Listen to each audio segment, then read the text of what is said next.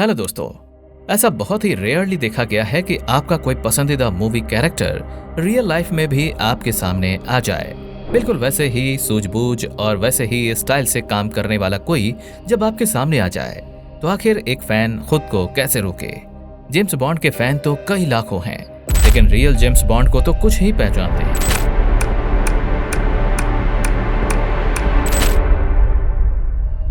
जी हाँ, आज हम बात कर रहे हैं अजीत डोभाल जी के बारे में, जिनको इंडिया का रियल लाइफ जेम्स बॉन्ड भी कहा जाता है।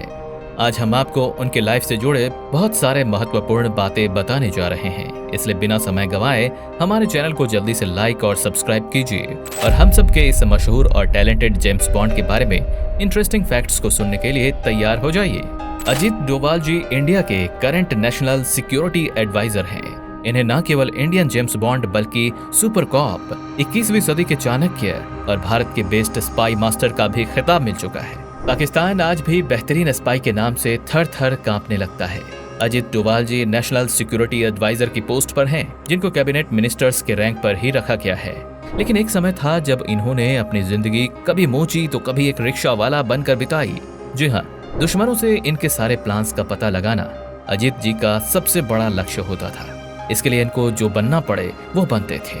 30 जनवरी 1945 को उत्तराखंड के पौड़ी गढ़वाल जिले के एक आर्मी परिवार में अजीत डोभाल जी का जन्म हुआ। शायद इसलिए उन्होंने अपनी जवानी के 30 साल भारत को दुश्मन देशों के बुरे इरादों से बचाने के लिए इतनी मेहनत करके निकाले। आज 77 साल के हो चुके अजीत डोभाल जी को हम जब भी टीवी पर देखते हैं तो हमको उनकी तकलीफ, उनके कष्ट, उनका संघर्ष और उनकी देशभक्ति का अंदाजा भी नहीं लग पाता। दोस्तों, जहां 22 साल की कच्ची उम्र में लोग सोचते हैं कि आगे क्या करें, वहीं अजीत डोभाल जी ने मास्टर ऑफ इकोनॉमिक्स की डिग्री कंप्लीट कर ली और इसके बाद उन्होंने अपने पहले ही अटेम्प्ट में यूपीएससी का एग्जाम क्लियर किया और इंडियन पुलिस फोर्स में नौकरी कर ली। 1968 में इनकी पहली पोस्टिंग एसपी के तौर पर केरला कैडर में हुई और 1972 में अजीत डोभाल वहां हो रहे हिंदू मुस्लिम राइट्स को रोकने वाले सबसे महत्वपूर्ण इंसान बने। ये करुणाकरण के बोलने पर अजीत डोभाल जी ने अकेले ही राइट्स में लड़ रहे हिंदू और मुस्लिम दोनों पर अपना ऐसा जादू बिखेरा कि भाईचारा फिर से स्थापित हो गया। बस फिर क्या था, ये सिलसिला ऐसे ही आगे बढ़ा और उन्हें सेंट्रल इंटेलिजेंस के लिए दिल्ली बुला लिया गया। अजीत डोभाल की शादी के तुरंत बाद ही उन्हें मिजोरम में हो रहे तनावपूर्ण स्थिति को शांत रखने के लिए भेजा गया। लाल डेंगा द्वारा फैलाए गए आतंक को शांत करने में अजीत डोभाल पूरी तरह से कामयाब हो गए। इसी कारण उन्हें प्रेसिडेंट द्वारा प्रेसिडेंट पुलिस मेडल से भी सम्मानित किया गया। यहाँ एक तरफ एक समस्या खत्म हुई थी कि दूसरी तरफ खालिस्तानियों ने भी आतंक फैलाना शुरू कर दिया। 1984 के ऑपरेशन ब्लू स्टार के बाद भी इन आतंकवादियों का पूरी तरह से सफाया नहीं हुआ था। इसलिए 1988 में बचे हुए खालिस्तानियों को खत्म करने के लिए ऑपरेशन ब्लैक थंडर का नेतृत्व किया गया।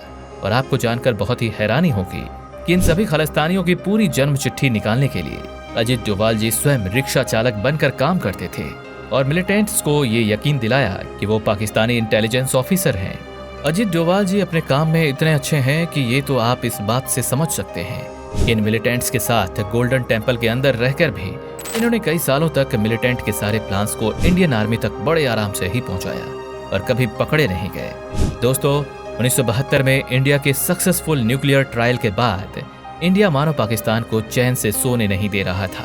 इसलिए पाकिस्तान के nuclear scientist doctor AQ Khan ने पाकिस्तान को न्यूक्लियर फील्ड में आगे बढ़ने के लिए उत्साहित किया और पाकिस्तान ने फ्रांस और चाइना जैसे देशों से मदद मांगी। फ्रांस को जैसे ही पाकिस्तान के एंटी इंडिया गतिविधियों के बारे में पता चला, वैसे ही फ्रांस पीछे हट गया, परंतु कुछ भी नहीं किया।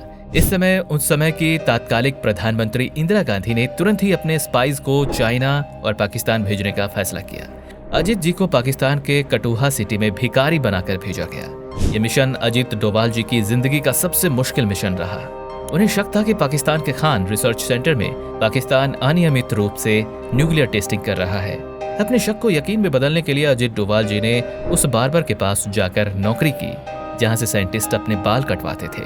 बड़ी ही चालाकी से उन्होंने उस साइंटिस्ट के बालों को इंडिया टेस्टिंग के लिए भेजा, जिसमें यह पाया गया कि वो न्यूक्लियर पदार्थों से एक्सपोज्ड हैं और इस तरह उन्होंने खान रिसर्च सेंटर पर चल रहे इलीगल निकले टेस्टिंग के बारे में पता लगाया। ऐसे ही चालाकी और चतुर तरीकों से अजीत डोभाल जी ने पाकिस्तान के और भी कई सारे गतिविधियों का खुलासा किया और एक डिटेल्ड एक्सप्लेनेशन इंडिया भेजा केवल यही नहीं, उरी अटैक्स, पुलवामा अटैक्स और इराक में फंसे नर्सेज को बचाने के लिए और अपने खोए हुए सैनिकों का बदला लेने के लिए भी अजीत डोभाल जी ने एक फुल प्रूफ प्लान बनाया और उसमें कामयाब भी हुए।